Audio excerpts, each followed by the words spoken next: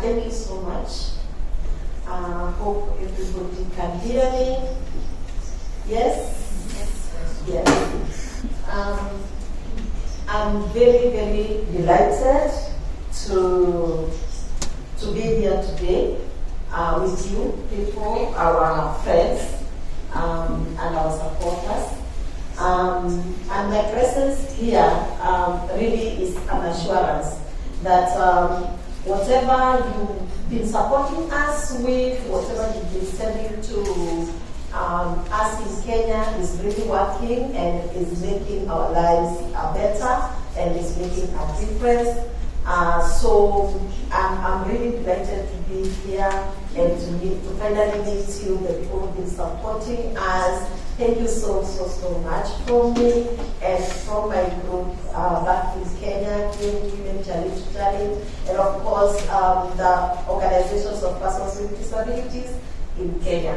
So just a short introduction of myself. I am a disability rights champion and I coordinate the group Young Women Challenge to Challenge.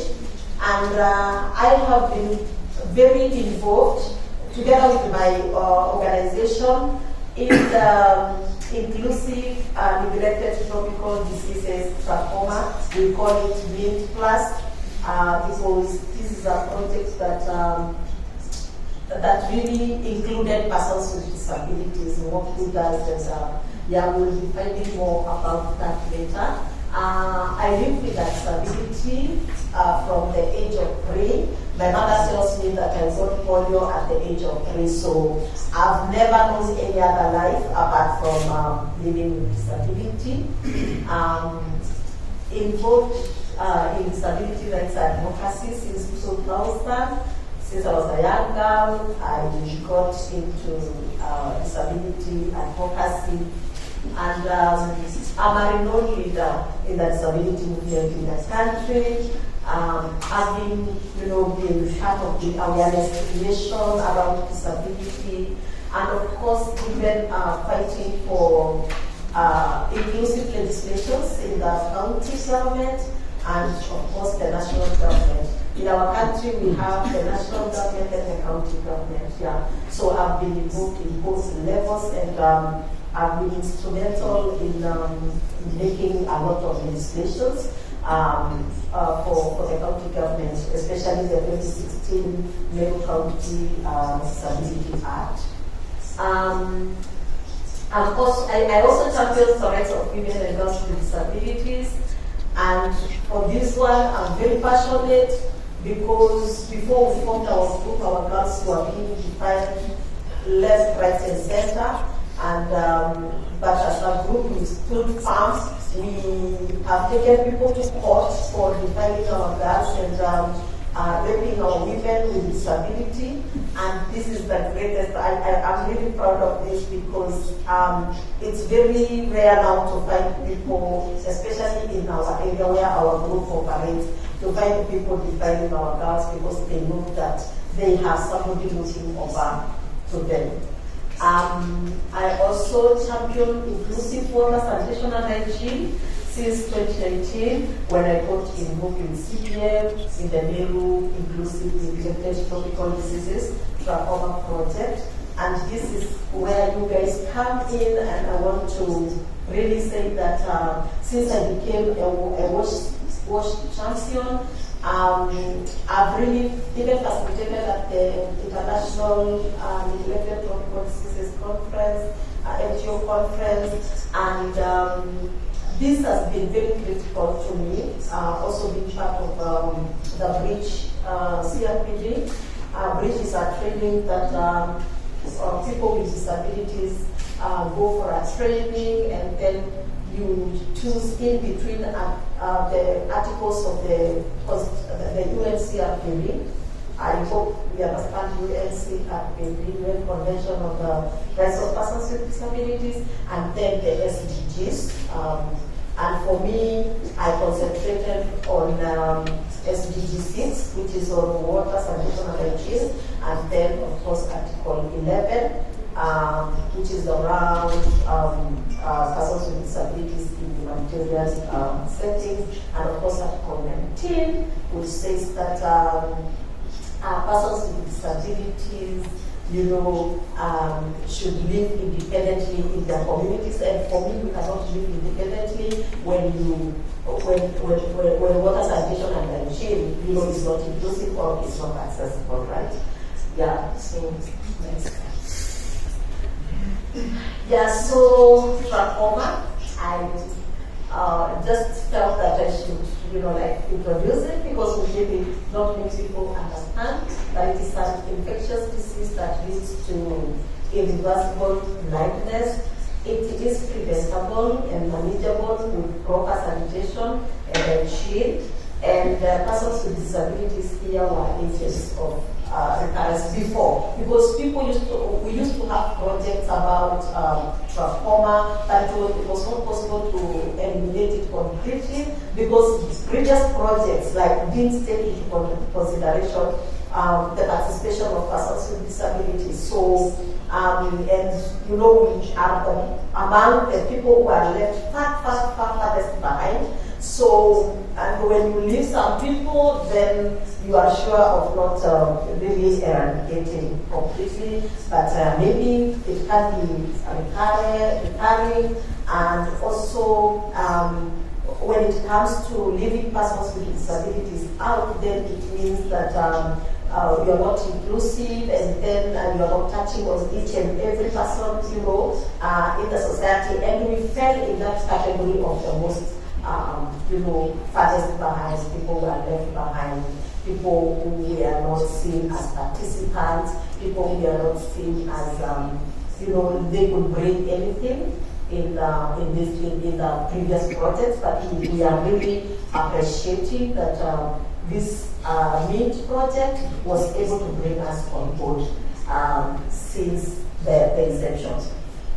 So inclusive water sanitation and hygiene is critical, and the reason why we should make sure that everybody gets involved, including the farthest behind. Of course, I've talked about that. What did the MINT project do? Number one, it has the medical component, plus the inclusion of persons with disabilities from the design phase, and both as targets and as agents of change. What I mean here is that when this project started, in fact, before even implementation, we were called, the OPDs were called, and we were part of the design, we were involved, we knew exactly what the project is going to do, and also they took our views on how best we could support in the project, And for this project, I just saw ourselves as contributors, vis-a-vis recipients only, yeah? So we contributed in terms of helping in the mobilization when there were medical camps for the eye surgery. We were involved in referring people who had eye problems to the clinics and to the specialists within this project. We were also involved in disseminating information from the project people to our OPDs and other persons with disabilities. And just to note is that within our OPDs, at least we have learned to communicate with different people, like for example, the deaf, but they don't get information just anywhere. Since of course even the media is not that inclusive, so they used to be left behind because of lack of information. But when the OPDs were involved, we were able to speak with them in our groups, because although even if we are not that professional sign language speakers, but at least we communicate with them because they are within us, we mingle with them, we come to understand each other, so they get information from the OPDs. And the result of this is that Meru County, Kenya is no longer considered a trachoma endemic again. So we are in the surveillance phase, and we really feel good that we were part of this project, and it is a project that we really feel proud of. Inclusion is necessary, of course. Why inclusion? It is necessary to leave no one behind to reach targets. And as I have always said, if you leave someone behind, going back to get them is really expensive, right? It's very expensive. So you'd rather have everybody on board as you want. Vis-a-vis going back to get them because of resources, time, and everything. So this project really was keen on making sure that no one was left behind. Thanks to involvement of OPDs, the message on prevention of trachoma and diseases in general can reach everyone, including the deaf and people with disabilities. Involve persons with disabilities and or their organizations to get data on specific needs in planning phase, utilize their inputs, avoid unnecessary interventions. Sometimes you can do interventions, but maybe they are not the right interventions for persons with disabilities. So for me, I think involving persons with disabilities helps the program people to really understand where exactly do I intervene. Yeah? Instead of intervening in point A, then I wanted the intervention that would have helped me maybe was in point C or B, right? Yeah, so inclusion of persons with disabilities in these programs also empowers them and taps into their expertise and reduces stigma and discrimination. I normally say, and I will say to you, that persons with disabilities are experts because they are lived with these disabilities. They know how best to do things. Yeah, they know how best to help you, like assist them, do intervention for them. So when you have them on board, you do the right intervention and this has to result at the end of the day. So these some of the interventions that we've done as OPDs, of course, and this is to emphasize the need of empowering organizations of persons with disabilities, also building, into their expertise, supporting them to do what they know how to do best. This is an accessible toilet in our neighborhood, and the household members of this who use this toilet, 3 of them have mental disabilities. So this toilet got destroyed, and one of the boats fell in this toilet. Thankfully, it was not that deep, so he did die. He was rescued.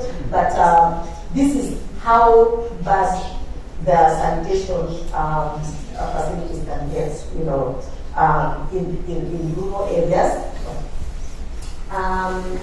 And then the OPG in that area, because they have learned how to advocate, they came together, organized the community. The community got the materials, these materials, and built a better toilet for this family.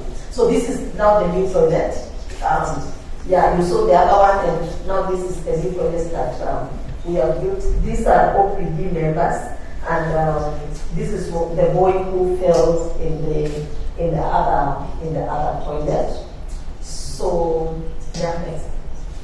And through collaborations with the experts and other private companies, we have a company called Sanitation Africa, and they do these simple plastic stools. And through collaboration, we've been able to get some of these tools for people who are physically disabled. And of course, I'm one of the people who use this one. Yeah, because we don't have enough water. I come from an arid area, so you have to, even when we talk about accessible sanitation, we have again to look at issues of the availability of water. So this one is easier to use. It prevents flies because the way it's made is like when you are using it, you can pull a string somewhere here and close this. Yeah. And this is very, very accessible to us, especially those people from the semi-arid areas where water is really a big challenge. Yeah, and this of course was a partnership of the need. Yeah, we created awareness. And these people, really, it's important. I just say that OPDs have talked to this company, and when they are selling to persons with disabilities, it's at a reduced price. They sell to us at 1,800, but for the other members of the community, they sell at 3,000. So at subsidized price, and that's of course the work of the organizations of persons with disabilities, and that's why I say we need to display them right and at least encourage more. Then this project also had a very other unique thing, and that was of economic empowerment. Because again, when you are talking about high health, without good health, without good nutrition, then it affects. You know, I think this thing, they just interrelate in one way or another. So, and our OPDs, after we trained them on advocacy, they just they talked with the government, and also of course the LEAD project has got this component of economic empowerment, and this is a group receiving the multi-story gardens. They are gardens. I don't know whether most of you have seen them maybe. They are gardens. You put soil in it, and then you plant and it's easier. It uses less water when you're watering your plants. Yeah. So one 2-liter jerrycan, 2 liter only per day. So you can support that the house can survive in that multi-story garden. Yeah, so this is an example of one that has grown. So with a household that has that didn't have, balanced diet before, maybe when with this multi-story buildings, they are able, gardens, they are able to access vegetables, vitamins, of course, which are good for their health. Yeah. Persons with disabilities are their experts. And why does CBM want to show this? It's because persons with disabilities are the experts for what they need and know how they want things done. That's what I've emphasized really so many times. And we are glad that this project really has been able to tap in our expertise, and of course I can attest that and say that maybe this is one of the reasons why we succeeded so well. Involving organizations of persons with disabilities in all stages of project planning and implementation ensures informed feedback and accountability. And this is what most of the projects learn. This project really had us on board. We understood what was being done. We implemented together, though not as experts, but of course doing those small interventions that I have been able to illustrate before. And also, and this ensured feedback. And we gave feedback. We gave feedback wherever we felt that this needs to be done this way rather than this way. And of course, we worked together as partners and feedback. Feedback lacks in many projects. Like just people might just provide for services without getting any feedback. But for us, we used to give feedback in the project, and really the feedback was taken very, very positively. OPDs refer and link their members with services, and of course this one I said that will be very critical. The OPDs have been very critical in linking. Addressing gaps. Public places, sanitation facilities are still widely inaccessible, excluding people with disabilities, and LEAD empowers where are they located?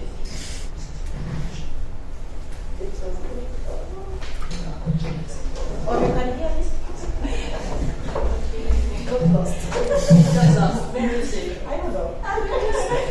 It's here. It's here.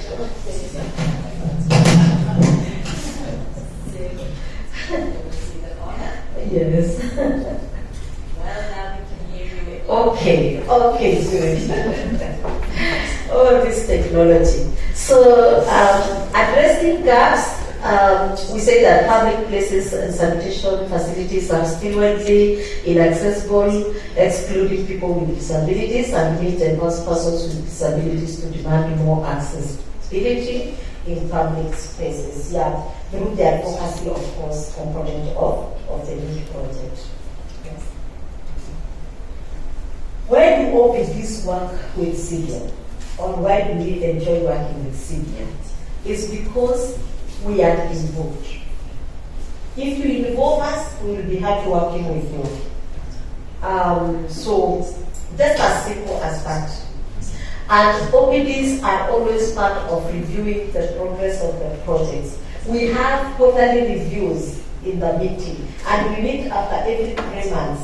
And in that team that people meet to review the project, OPDs are there. They are represented. We give our views on the progress of the project.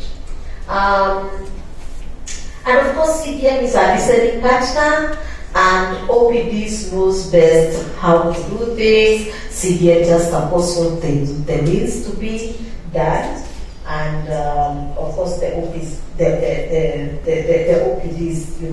do what they know how to do best, just with a small support of CBM. And CBM supports OPDs to bring their full potential into the project. They have tapped into our potential, and of course, I know they can attest to the results that we've been able to have once they have involved us. Inclusive water, sanitation, and hygiene incorporates the whole community, thus preventing disabilities rather than managing them afterwards. So I believe that we all know that prevention is better than cure. So when we have everybody on board, we are able to prevent diseases, especially to the most vulnerable. And of course, it's easier when prevented rather than managing it.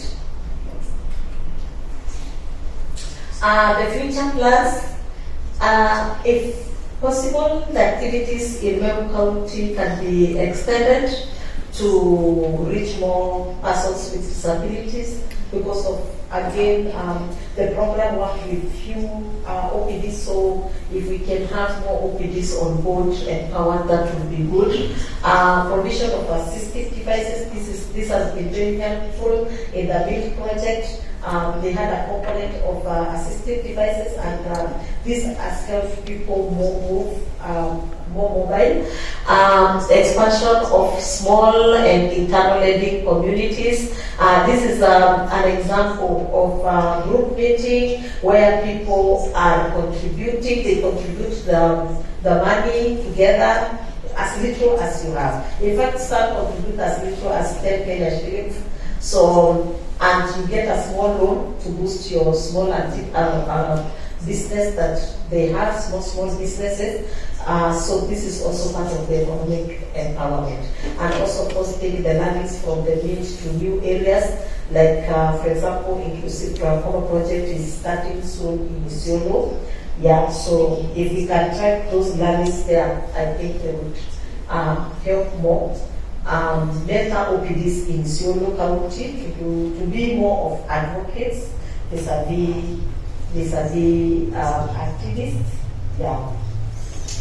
And my takeaways to you that I would want to really emphasize is that disability is not inability. Yeah, and we say disability is not inability because we want partners to look in our strength and strengthen us more, right? Rather than looking at our disabilities and inabilities and then, using it as an excuse to leave us behind. Yeah. Nothing for us without us. When we are here, we say it better. We show how to do it better. Yeah. So not all disabilities are visible. Yes, some people have disabilities that are not visible, like the psychosocial. So it's always good to have that time, that hearing, having a hearing here, understanding here, so that you don't exclude people just because their disabilities are not visible. And then, of course, leave no one behind in all that we do. Leave no one behind, because if you leave anyone behind, I always keep saying it's very expensive to go back to them. It will cost the project, it will cost you resources, it will cost you time, and of course it will have those people lag behind, and they will affect the design of the project. So yeah, that is Lucy for you, and that's me for you. Any